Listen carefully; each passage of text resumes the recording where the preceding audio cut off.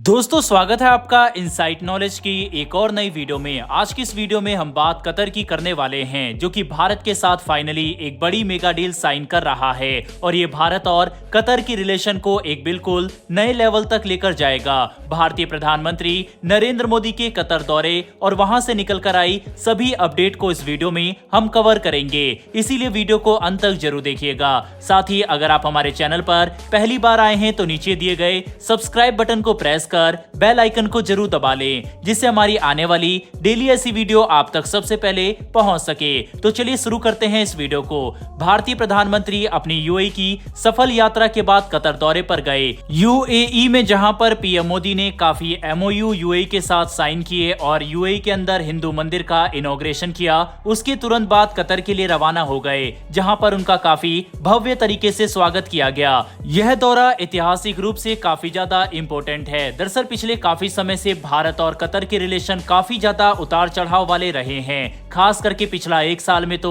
भारत के रिश्ते कतर से अपने निचले स्तर तक पहुंच गए थे।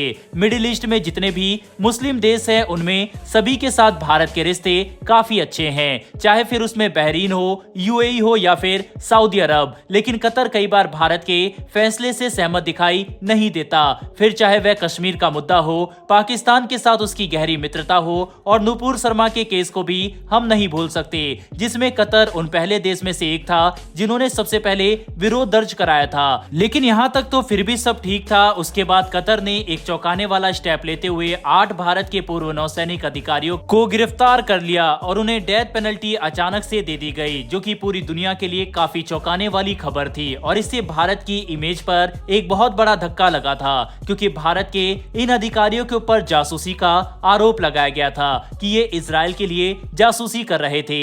लेकिन कॉप 28 में भारतीय प्रधानमंत्री और कतर के शेख की मुलाकात के बाद और प्रधानमंत्री नरेंद्र मोदी के कतर विजिट से पहले कतर ने अचानक 8 नौसैनिक अधिकारियों को छोड़कर पूरी दुनिया को चौंका दिया और ये खबर पूरी दुनिया में हाईलाइट हो गई और इसे भारत की कूटनीति की बड़ी जीत बताया गया। ऐसे में प्रधानमंत्री नरेंद्र मोदी का कतर दौरा और भी ज्यादा महत्वपूर्ण बन गया और इसी दौरे से अब काफी सारी नई डील भारत और कतर के बीच जो हुई है वह सामने आई है। दोस्तों इससे पहले कि हम डील के बारे में बात करें, पहले समझ लेते हैं कि आखिर कतर भारत के लिए और दुनिया के लिए इतना इंपॉर्टेंट और महत्व क्यों रखता है। क्योंकि कतर की इंपॉर्टेंस न सिर्फ मिडिल ईस्ट में अहम है, बल्कि पूरी दुनिया में कतर का प्रभाव काफी ज्यादा है। कतर जैसा शायद ही कोई ऐसा देश है जिसकी खुद की आबादी से लगभग 5 गुना फॉरेनर उसके देश में रहकर काम कर रहे हैं। यानी कि अगर आसान भाषा में समझे तो अगर कतर की कुल आबादी मान लो 100 है तो 500 बाहरी देशों से आए लोग कतर में हैं। इसके अलावा कतर की सऊदी और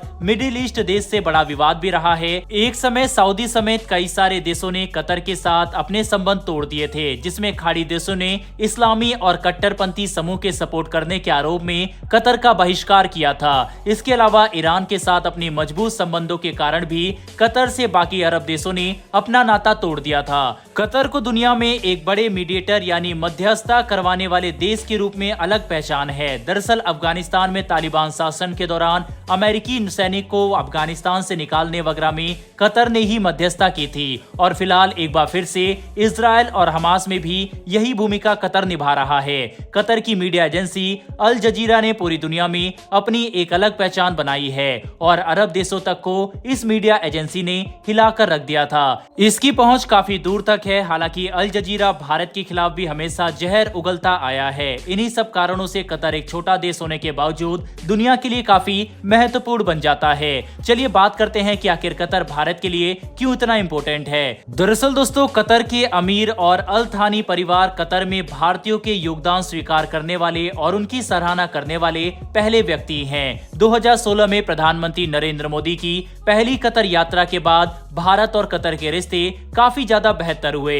भारत अपनी जरूरत का 50% से ज्यादा एलएनजी कतर से ही मंगाता है। वहीं पर अब जो मैं आंकड़े आपको बताने वाला हूं उसे सुनकर आप चौंक जाएंगे। दरअसल कतर की कुल आबादी तकरीबन 27 लाख की है, जिसमें से 7 लाख भारतीय वहां पर रहते हैं, जो कि एक बहुत बड़ा आंकड़ा है। इसी वजह से भारतीयों की पकड़ और भारतीयों की इतनी सराहना कतर में होती है। वहीं भारत और कतर का कुल व्यापार 20 बिलियन डॉलर का है। यही कारण है कि कतर के लिए भारत और भारत के लिए कतर इतना इम्पोर्टेंट है, और इन्हीं सब कारणों की वजह से दोनों ही देश अपने संबंधों को खराब करने का जोखिम नहीं उठा सकते। इसी के तहत पीएम मोदी के कतर विजिट के बाद काफी सारे नए सौदे भारत और कतर के बीच साइन हुए।